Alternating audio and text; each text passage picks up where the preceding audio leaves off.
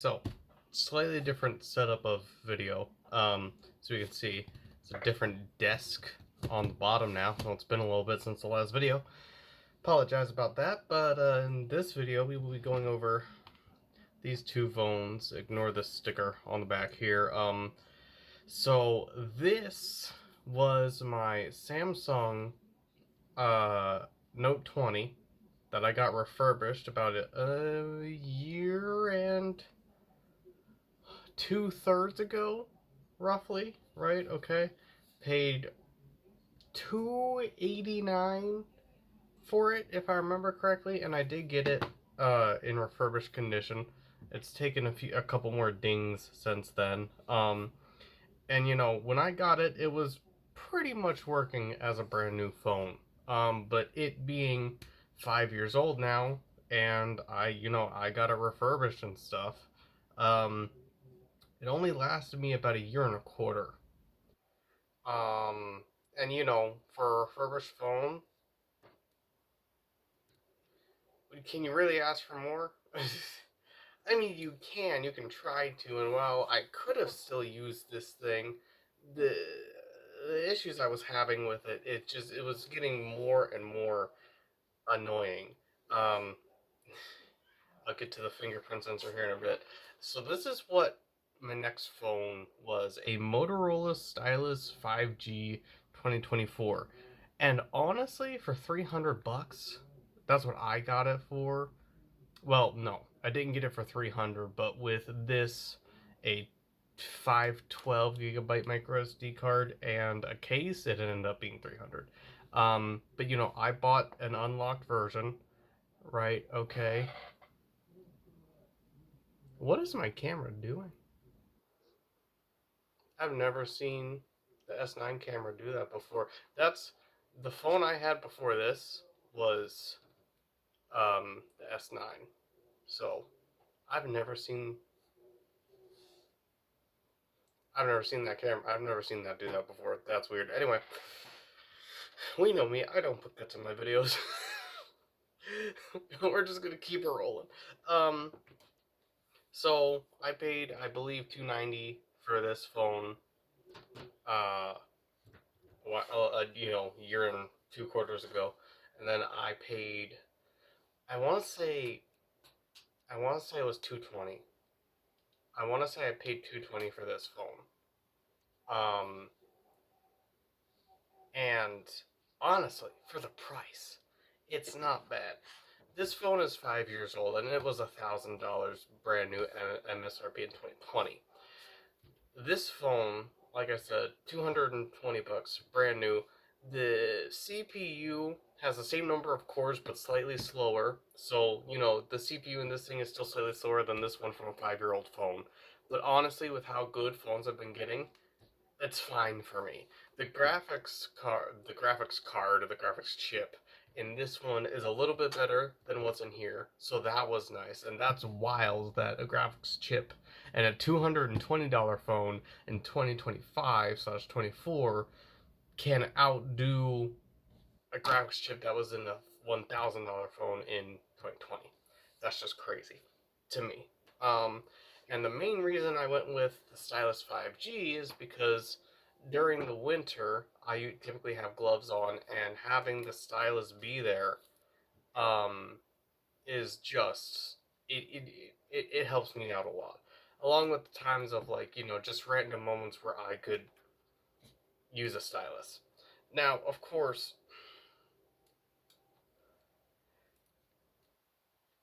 this stylus here, you know, I broke the one that came with the phone, so I got one of the cheap $10 ones. Now, those don't have Bluetooth, so, like, this button doesn't do anything unless I, you know, get it, like, right up to the screen. Why did I get a blue one? Because I like blue. The stylus on this, number one, it's on the other side. And I will get into the ports here in a minute.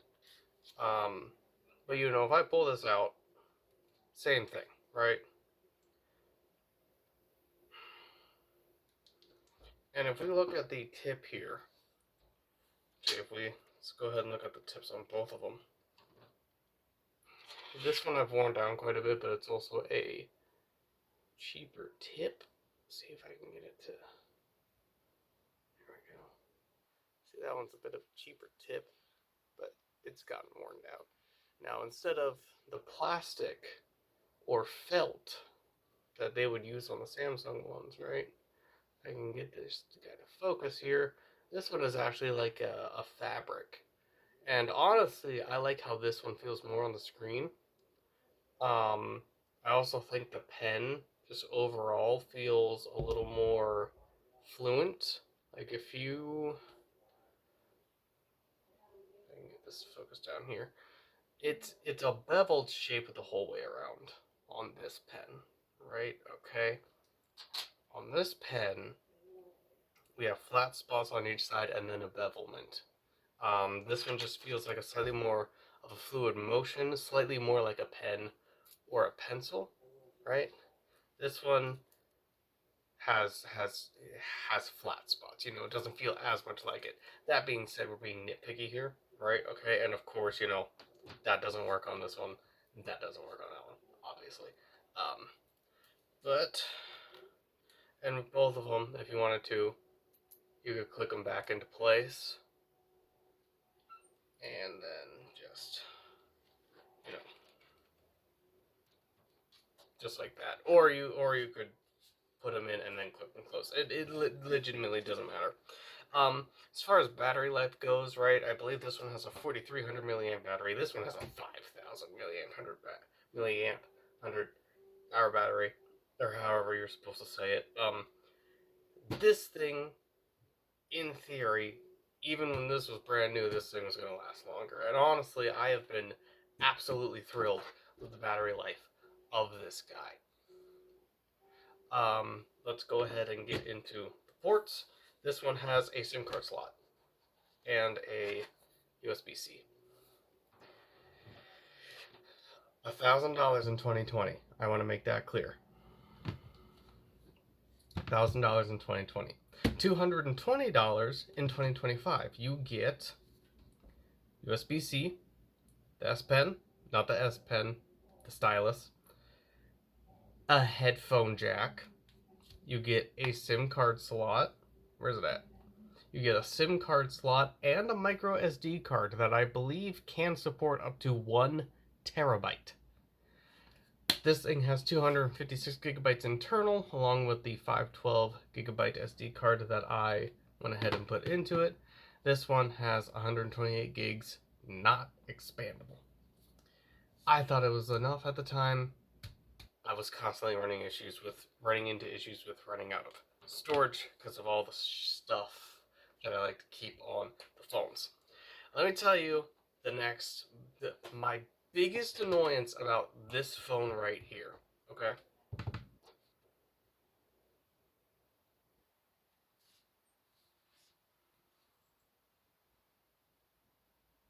If there is a screen protector on this phone, on the Note 20, there is no hope. There is no hope in using that fingerprint sensor. So you cannot use your fingerprint. You cannot use your biometrics to get into your bank, to get into your stock trading or whatever. This doesn't work. Oh, now of course this one's going to make a liar out of me, but 90% of the time I'm able to open this phone just fine. Now, let's go ahead and go through the main drawbacks I had when it came to switching from a Samsung to a Motorola. I'd also like to point out that the vibrator motor on this phone gave out about halfway through me using it. Again, it's a refurbished phone. So the main issue I had when going from a Samsung, let's move these up here, from a Samsung to a Motorola, is that Motorola nowadays uses a lot of Google stuff for their, like the gallery, the files, a bunch of other stuff. It's all Google. So if you want to look at photos, right? Okay, I'll use this as a pointing device. If you want to look at photos, right? Okay, you have to use the Google Photos app.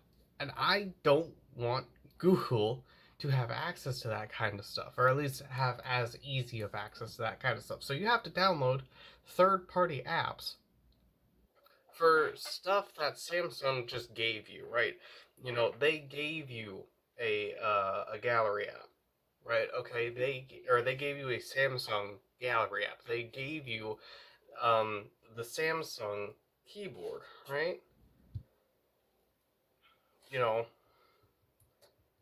they gave you the Samsung keyboard, and I absolutely loved the Samsung keyboard. The Samsung keyboard was perfect for me, right? Okay.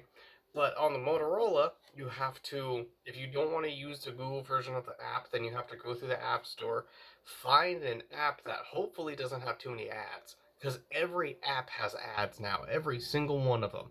All, all of the gallery apps I have gone through to try and find one that I liked have ads. The one I'm currently using just I forget what exactly it's called. Right here is just showing up as gallery, but the one I'm actively using does have ads, but it's at the very bottom of the screen.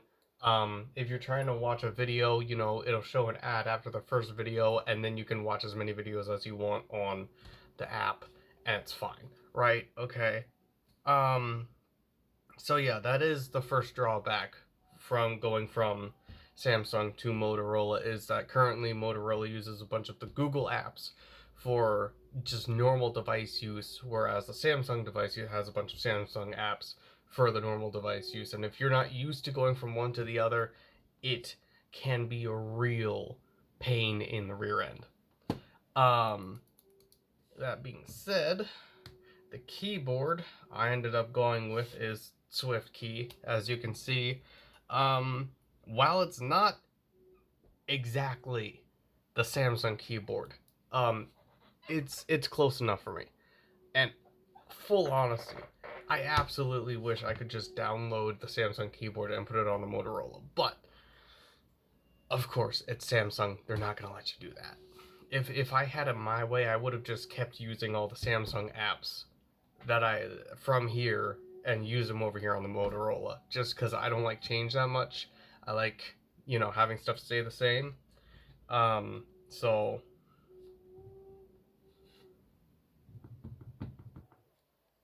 that's just how it is. Um, Cameras again, modern phone, modern cheap phone versus, you know, a flagship in 2020. Um, Cameras are okay on the Motorola. You know, this one's 50 megapixel. This one is a 4x zoom. Is it?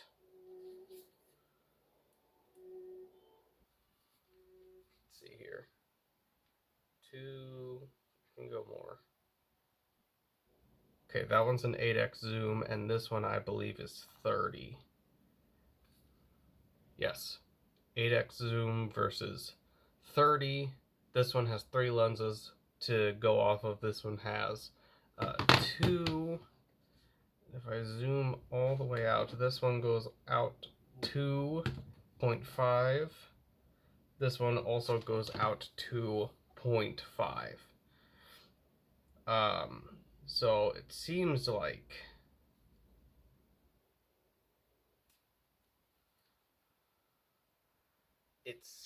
from what I can tell, if I remember correctly, with how these work, is one of these zooms out to 0.5. One of them is, I want to say 1 to 8.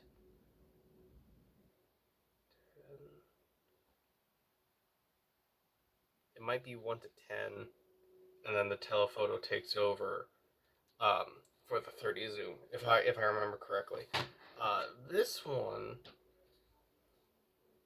I'm not quite sure, because it looks like it transitions to a different lens there. Okay, so I think one of them is, yeah, 1 to 8, and then it transitions to the other lens for the 0.5.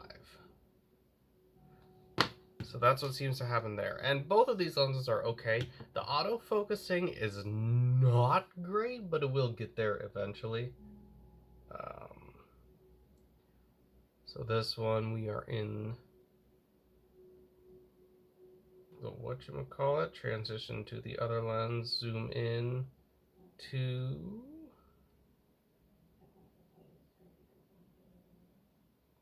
yeah, after 10, it transitions to the other lens. Also, another thing, this bubble right there, that's nice and handy because it's using like 2 lenses at the same time to help you find where you are when you're zoomed in so much. This one doesn't do that, but it also doesn't go up to 30x, right?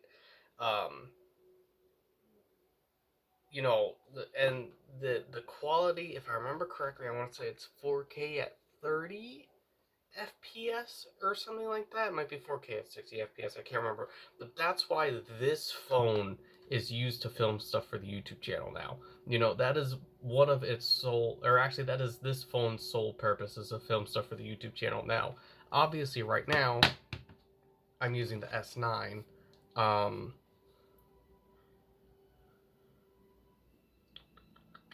Okay. Obviously right now I'm using the S9 to film this video because I needed the S20 for this. So this video will not be in 4K, but so I am going to go ahead and power off these two. I was a little late on that one. And it looks like they are off. So now we're going to go ahead and turn them on.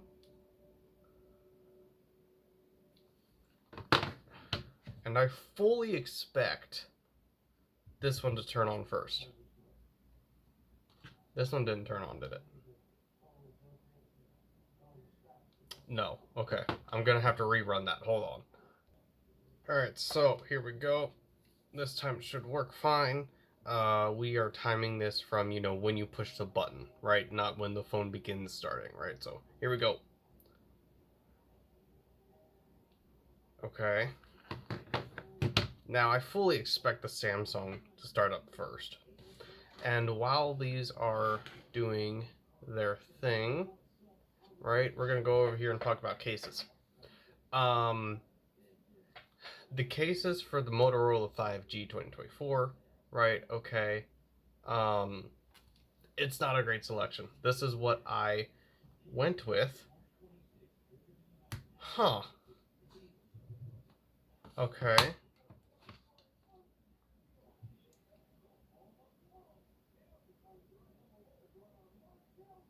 Hmm.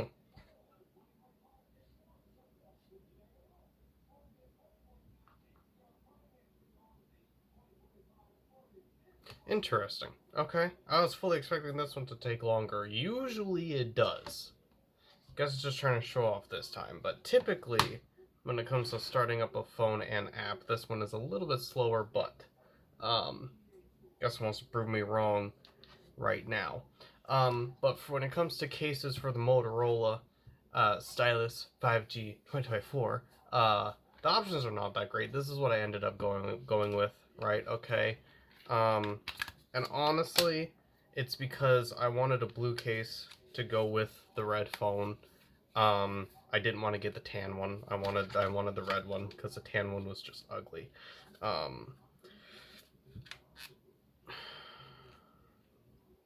And you know, it kind of gives off like this kind of Spider-Man color scheme a little bit. You know, I don't dislike it. I just wish I could find a case that I liked more, but like in the same shade of blue. And then of course, you know, for the S20, it's a Samsung. You can find any kind of case for it. This was a at the time clear case. Now it is very much a brown case, but that's just what happens with those. Anyway, that's just kind of my comparison, my thoughts, and you know what I have found while using a Motorola phone switching from Samsung. So that's it for this video.